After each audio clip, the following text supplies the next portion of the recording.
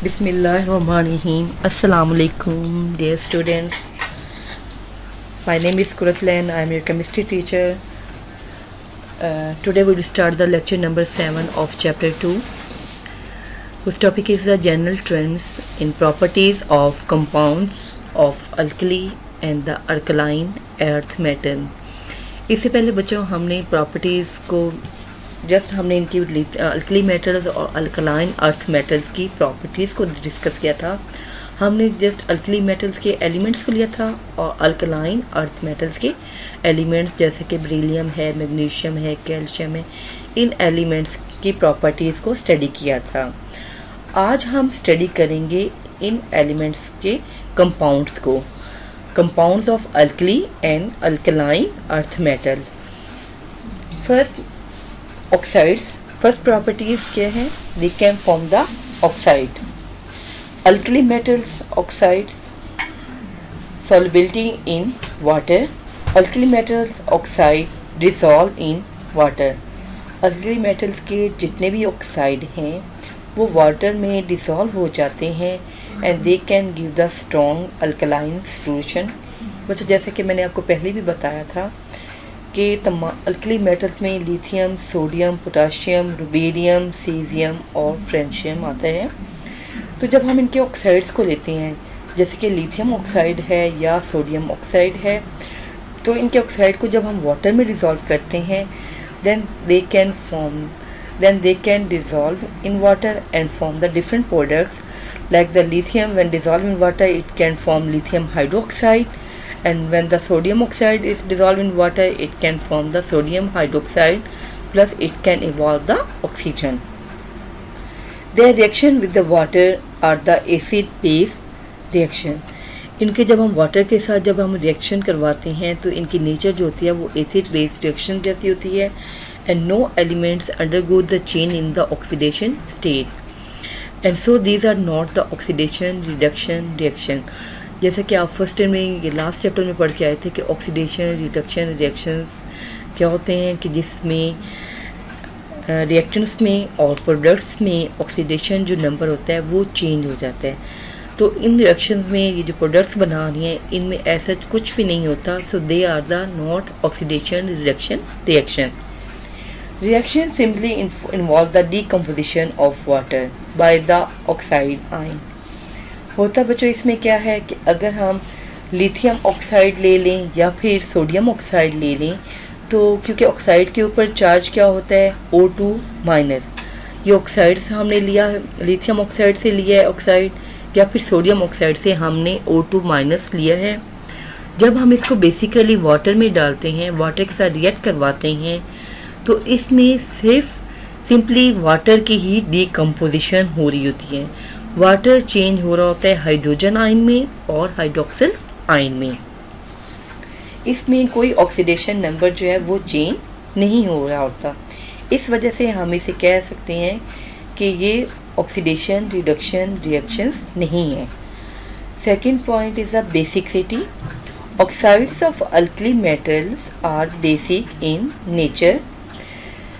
जितने भी ऑक्साइड्स हैं जैसा कि सोडियम हाइड्रोक्साइड है, अल्कली मेटल्स की अगर हम बात करते हैं तो सोडियम हाइड्रोक्साइड लें तो इसकी नेचर जो है ये रियली जो है वो बेसिक होती है। Basicity of alkali metal oxide increase down the group and decrease along the period. और ये बेसिसिटी का जो ट्रेंड है ये टॉप से बॉटम अगर हम देखें तो ये इंक्रीज़ करता है। टॉप से बॉटम आपको पता है कि नंबर ऑफ शेल भी इंक्रीज़ करते हैं और पीरियड में जैसे हम मूव करते हैं लेफ़्ट टू राइट जाते हैं तो ये ट्रेंड बेसिसिटी का ये डिक्रीज़ होता चला जाता है। एप्लीकेशन इसको हम कहाँ पे अप्लाई कर सकते हैं? इन ऑक्साइड्स को हमने जो अभी अल्कली मेटल्स के देखे हैं, लिथियम ऑक्साइड है, पोटाशियम ऑक्साइड्स हैं या सोडियम ऑक्साइड है, हम इन ऑक्साइड को अब हम कहाँ अप्लाई कर सकते हैं। तो ये हमारा टॉपिक है एप्लीकेशंस का। बहुत ज़्यादा इम्पॉर्टेंट टॉपिक है ये वाला और ये पेपर में पूछा भी जाता है कि इसमें क्योंकि इसमें कार्बन डाइऑक्साइड जो है वो यूज़ की जाती है। ये बहुत ज़्यादा इम्पॉर्टेंट शॉर्ट क्वेश्चन है, इसको आप नोट कर लें। Potassium super oxide is use in the breathing equipment for mountaineers and the space craft. Space craft पे या माउंटेनर्स में पहाड़ों वगैरह पे चढ़ने के लिए जो इक्विपमेंट, ब्रीदिंग इक्विपमेंट होता है, उसके अंदर ये पोटाशियम सुपर ऑक्साइड को डालकर ले जाते हैं। इसका बच्चों बेसिकली फंक्शन ये होता है कि ये स्पेस में जितनी भी कार्बन डाइऑक्साइड होती है, पोटाशियम सुपर ऑक्साइड ये उसको एब्सॉर्ब कर लेते हैं। It absorb the carbon dioxide and gives out the oxygen. और फिर हमें जब ये कार्बन डाइऑक्साइड को एब्सॉर्ब कर लेते हैं तो फिर हमें ये ऑक्सीजन देते हैं, जो कि हाइट पे, आपको पता है एल्टीट्यूड पे जाएं, हाइट पे जाएं तो ये ऑक्सीजन का लेवल बहुत ही कम होता है। तो इस वजह से माउंटेनर्स जो होते हैं ये अपने साथ जो ब्रीदिंग इक्विपमेंट होता है उसके अंदर पोटाशियम सुपर ऑक्साइड को डाल के लेकर जाते हैं ताकि वो कार्बन डाइऑक्साइड को एब्सॉर्ब कर ले और इसके बदले में हमें ऑक्सीजन प्रोवाइड करे। सोलिबिलिटी इन द वाटर्स, पहले हमने बात बच्चों की थी अल्कली मेटल्स की, अब हम बात करेंगे अल्कलाइन अर्थ मेटल्स की। तो अल्कलाइन अर्थ मेटल्स के जितने भी ऑक्साइड हैं, आपको पता है इसके ऑक्साइड जो है बेरिलियम ऑक्साइड है, मैग्नीशियम ऑक्साइड है, बेरियम ऑक्साइड है, they are also the basic in nature और इनकी सॉलिबिलिटी भी इंक्रीज करेगी as we move from top to bottom in the groups. But beryllium oxide and the magnesium oxide are insoluble, ये water में dissolve नहीं होते, beryllium oxide और magnesium oxide. Beryllium as you know due to the peculiar behaviour ये water में dissolve नहीं होता। Oxides of calcium, strontium and barium are soluble in water to form the MOH whole twice. Mean के beryllium, magnesium के इनके oxide जो होते हैं ये तो वाटर में इनसॉल्युबल हैं, लेकिन जो बाकी मेंबर्स हैं जैसे कि कैल्शियम है, स्ट्रोंशियम है या फिर बेरियम है, इनके ऑक्साइड वाटर में डिज़ोल्व हो जाते हैं, वाटर में सॉल्युबल हैं। यहाँ पे बच्चों M जो है वो किसी भी मेटल के लिए शो किया है, किसी भी अल्कलाइन अर्थ मेटल को शो कर रहे हैं। Next, beryllium oxide is an amphoteric. Beryllium oxide की नेचर जो होती है ये एम्फोटेरिक है। ये फर्स्ट चैप्टर में भी आपने पढ़ा है कि amphoteric that species which can act as a acid as well as base. वो स्पीशी जो कि एसिड के तौर पे भी रिएक्ट काम करती है और बेस के तौर पे भी काम कर रही होती है, ऐसी स्पीशी को हम एम्फोटेरिक स्पीशी बोलते हैं। तो बेरिलियम ऑक्साइड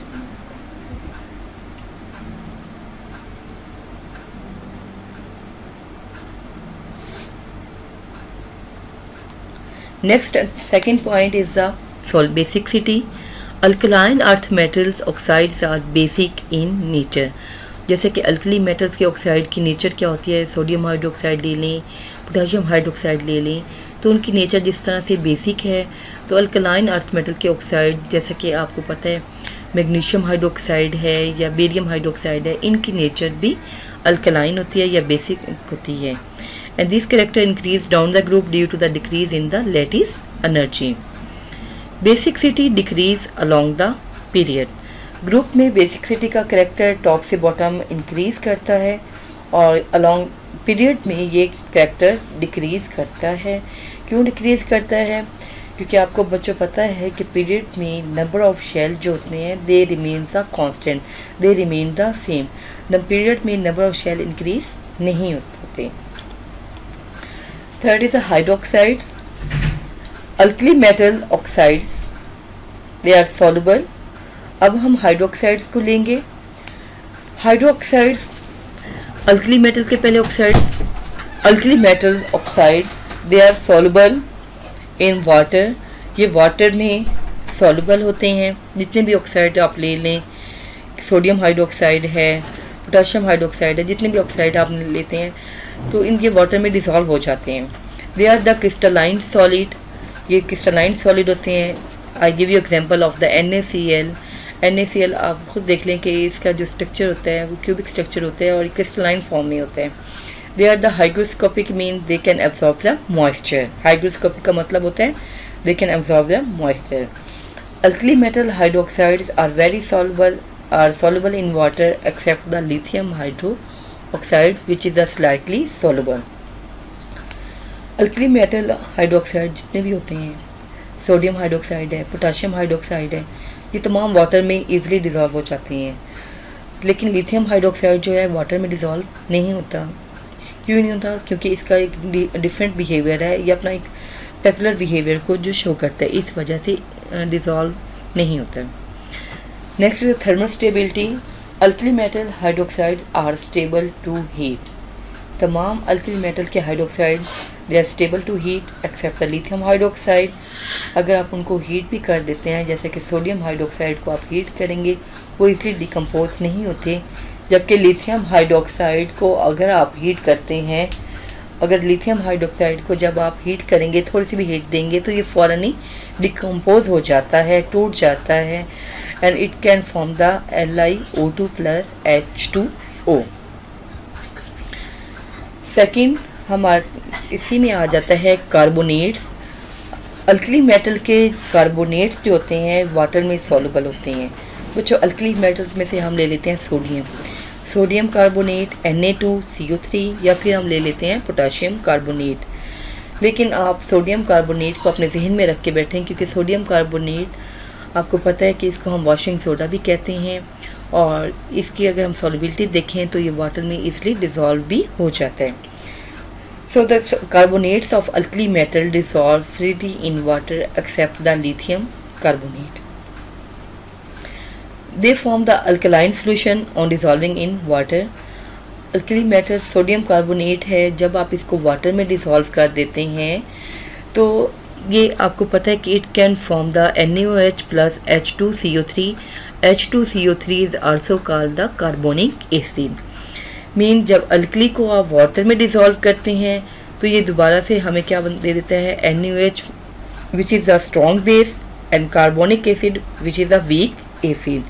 तो ये न्यूट्रलाइजेशन का रिएक्शन होता है, रिवर्स रिएक्शन होता है, क्योंकि न्यूट्रलाइजेशन मीन कि एसिड और बेस रिएक्ट करते हैं तो सॉल्ट और वाटर बनाते हैं। अब सॉल्ट एंड वाटर रिएक्ट कर रहे हैं तो ये एक एसिड और बेस बना रहे हैं। थर्मल स्टेबिलिटी, थर्मल कहते हैं हम हीट को। जब हम इनको हीट प्रोवाइड करते हैं तो क्या ये स्टेबल रहते हैं या फिर नहीं रहते। अब हम इस पॉइंट को डिस्कस करेंगे। All the alkali metal carbonates are stable towards the heat except the lithium carbonate, which decompose on heating to give the lithium oxide. ये मैंने पहले भी आपको बताया है कि तमाम जो हैं इसकी कार्बोनेट्स,